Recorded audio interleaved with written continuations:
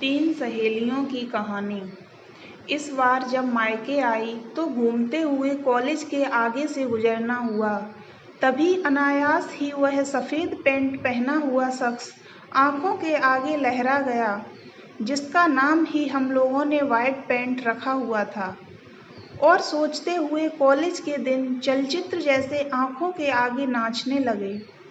बात तब की है जब हमने कॉलेज में नया नया एडमिशन लिया था। उस जमाने में कॉलेज जाना ही बहुत बड़ी बात होती थी। हर कोई स्कूल के बाद कॉलेज तक नहीं पहुंच पाता था, तो हम खुद को बहुत खुशनसीब समझते थे जो कॉलेज की चौखट तक पहुंचे थे।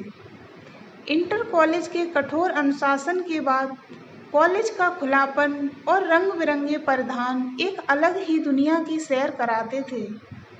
हमारे लिए हर दिन नया होता था। कॉलेज हमें कभी बोर नहीं करता था।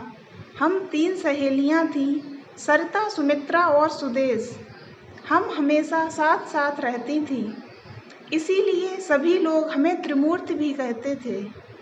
हम तीनों अक्सर क्लास खत्म होने के बाद खुले मैदान में बैठकर घंटों गप्पें लड़ाती थीं। इसी क्रम में हम तीनों ने महसूस किया कि कोई हमारे आसपास खड़ा होकर हम पर नज़र रखता है, और इस बात को हम तीनों ने ही नोट किया। हमने देखा मध्यम कद काठी का एक लड़का जो बहुत खूबसूरत नहीं था। उसके गेहुए रंग में सिल्की बाल अच्छे ही लग रहे थे। शर्ट जैसे भी पहने था, लेकिन पैंट वह हमेशा सफ़ेद ही पहनता था। रोज रोज उसे सफ़ेद पैंट में देखने के कारण हमने उसका नाम ही वाइट पैंट रख दिया था, जिससे हमें उसके बारे में बात करने में आसानी रहती थी।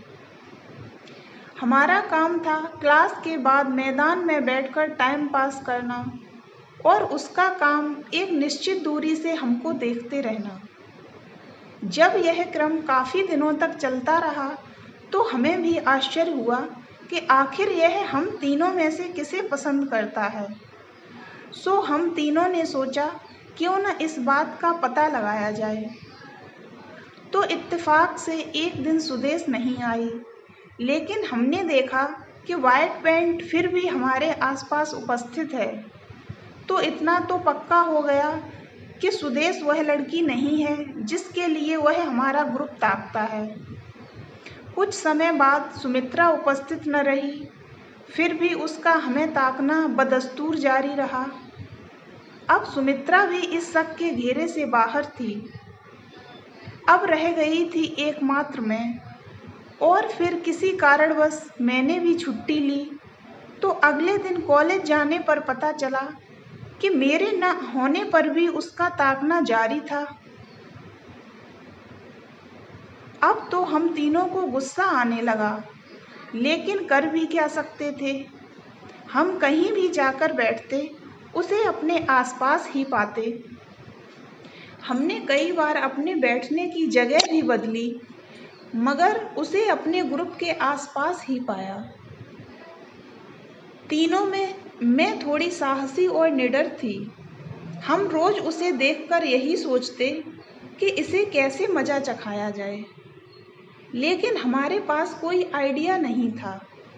और वैसे भी इतने दिनों तक उसने कुछ बात तो की नहीं, और नहीं कोई गलत हरकत की थी, इसलिए भी हम कुछ नहीं कर सके। लेकिन उसका हमेशा हमारे ही ग्रुप को ताकना हमें किसी बोझ से कम नहीं लगता था। एक दिन हमारे बैठते ही जब वह भी आ गया तो मैंने कहा, चलो आज इसे मज़ा चखाते हैं। तो दोनों बोली, कैसे? मैंने कहा, यह रोज़ हमारा पीछा करता है ना, तो चलो आज हम इसका पीछा करते हैं। वे दोनों बोली, कैसे? मैंने कहा, तुम दोनों सिर्फ मेरा साथ दो, जैसा मैं कहती हूँ बस मेरे साथ साथ वैसा ही करना। उन दोनों ने भी हामी भर दी। फिर हम वहीं बैठे रहे। हमने देखा लगभग 1 घंटे बाद वह लाइब्रेरी की तरफ गया। तो मैंने दोनों से कहा कि चलो अब मेरे साथ इसके पीछे। आज हम इसका पीछा करेंगे और इसे सताएंगे। लेकिन मेरी बात सुनकर वे दोनों खुश हो गईं और हम तीनों उसके पीछे पीछे लाइब्रेरी पहुंच गए। जितनी दूरी पर वह खड़ा होता था, लगभग उतनी ही दूरी बनाकर हम तीनों खड़े हो गए। जब उसकी नज़र हम पर पड़ी तो वह हमें देखकर चौंक गया और हल्के से मुस्कुराकर अपने काम में लग गया। उसके बाद वह पानी पीने वाटर कूलर के पास गया तो हम भी उसके पीछे पीछे वहीं पहुंच गए। अब तक वह हमसे परेशान हो चुका था। फिर वो नीचे आया और मैदान के दूसरे छोर पर बने विज्ञान विभाग की तरफ चल दिया। हम तीनों भी उसके पीछे पीछे चल दिए। वह विज्ञान विभाग के अंदर गया और काफ़ी देर तक बाहर नहीं आया। हम बाहर ही मैदान में बैठकर उसके बाहर आने का इंतज़ार करने लगे। लगभग 35 मिनट के बाद वह चोरों की तरह झांकता हुआ बाहर निकला तो उसने हम तीनों को उसके इंतज़ार में बैठे पाया। 10 बजे से ही इस चूहे बिल्ली के खेल में 2 बज चुके थे। वह हमसे भागते भागते बुरी तरह थक चुका था। वह कॉलेज से बाहर निकला और ऋषिकेश की तरफ पैदल चलने लगा। हम तीनों भी उसके पीछे हो लिए। वह मुड़ मुड़ कर हमें देखता और आगे चलता जाता। जब थक हार कर उसे हम किसी भी तरह टलते नहीं दिखे तो आखिर में वह हरिद्वार जाने वाली बस में चढ़ गया और हमारे सामने से हमें टाटा करते हुए मुस्कुराते हुए निकल गया।